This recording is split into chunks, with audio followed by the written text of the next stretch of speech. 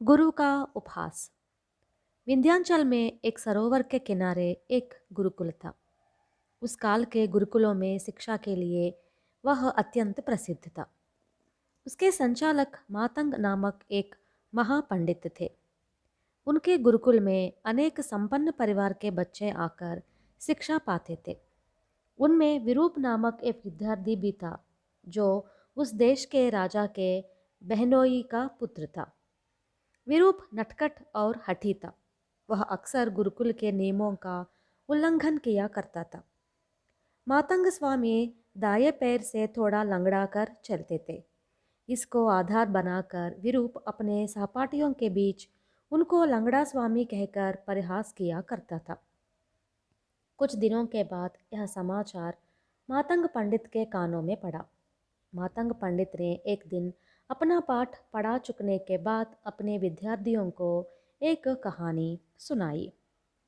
आज से लगभग 50 साल पूर्व इस सरोवर के उस पार भैरवनंद नाम के एक महापंडित अपना एक गुरुकुल चला रहे थे। वे अनेक शास्त्रों के साथ साथ मंत्र शास्त्र के भी महान पंडित थे। वे अपने शिष्यों की शिक्षा समाप्त करने के बाद जिज्ञासु विद्यार्थियों को मंत्र शास्त्र भी पढ़ाया करते थे। एक बार सुभानु और मातंग नामक दो विद्यार्थी अपनी विद्या के पूर्ण होने के बाद महापंडित की सेवा में पहुँचे और उनसे प्रार्थना की कि वे उन्हें मंत्रशास्त्र की शिक्षा भी देने की कृपा करें। भैरवानंद उनकी जिज्ञासु देखकर बहुत प्रसन्न हुए और उन्हें एक मंत्र का उपदेश देकर बोले, बेटे, तुम लोग इस मंत्र के जरिए अपनी इच्छा के अनुरूप कोई भी रूप धारण कर सकते हो, पर इसके लिए तुम्हें कुछ कठिन नियमों का पालन करना होगा। इसलिए तुम्हें अत्यंत आवश्यक स्थिति में ही इस मंत्र को काम में लाना होगा। केवल मंत्र की परीक्षा लेने या समय काटने के विचार से प्रेरित होकर तुम्हें इस मंत्र का प्रयोग कभी नहीं करना होगा। किसी कारण से विकलांग होने पर यह मंत्र काम न देगा।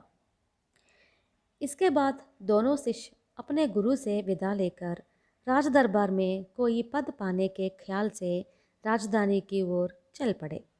रास्ते में उन्हें एक नदी पार करनी पड़ी। नदी पार करने वाला मल्लाह उस पार था।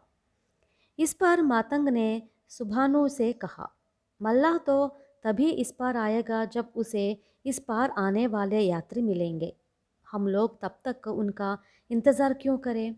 आवश्यकता पड़ने पर हम लोग अपने मंत्र के प्रयोग से इच्छानुसार रूप धारण कर सकते हैं।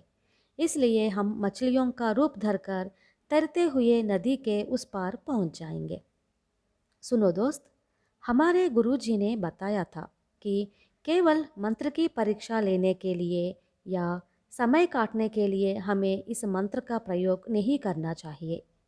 सुभानु ने मातंग को गुरुजी की चेतावनी याद दिलाई। यह जवाब सुनकर मातंग खींच उठा और बोला, तब तो तुम नाव पर ही उस पार आ जाओ। मैं इसी वक्त मछली के रूप में ही उस पार जाऊंगा। यूँ जवाब देकर वह मछली का रूप धारण करके नदी के उस पार पहुंच गया। थोड़ी देर बाद सुभानु नाव में नदी पार करके मातंग से जा मिला। वहाँ से पैदल चलकर राजधानी पहुंचना मातंग के लिए श्रमसाध्य प्रतीत हुआ। उसने सुभानु को फिर सलाह दी, हमें किसी पक्षी का रूप धरकर नदी पार करना उत्तम होगा। पर सुभानु सहमत नहीं हुआ। इस पर मातंग उसको मूर्ख समझकर कबूतर का रूप धारण करके आसमान में उड़ा। वह थोड़ी दूर उड़ने के बाद अपनी थकावट मिटाने के लिए पेड़ की एक डाल पर उतर गया। उस वक्त एक चील आसमान में उड़ रही थी। वह कबूतर रूपधारी मातंग को देखकर फुर से नीचे आई और उसे अपने पंजों से जकड़कर आसमान में उड़ गई। चील से अपनी जान बचाने के लिए मातंग मनुष्य के रूप में बदल गया। अपने पंजों में फंसे कबूतर को मनुष्य के रूप में बदलते देख चील घबरा गई और उसने अपने पंजे ढीला करके उसको छोड़ दिया। मातंग बड़ी ऊंचाई से नीचे की झाड़ियों पर गिर पड़ा।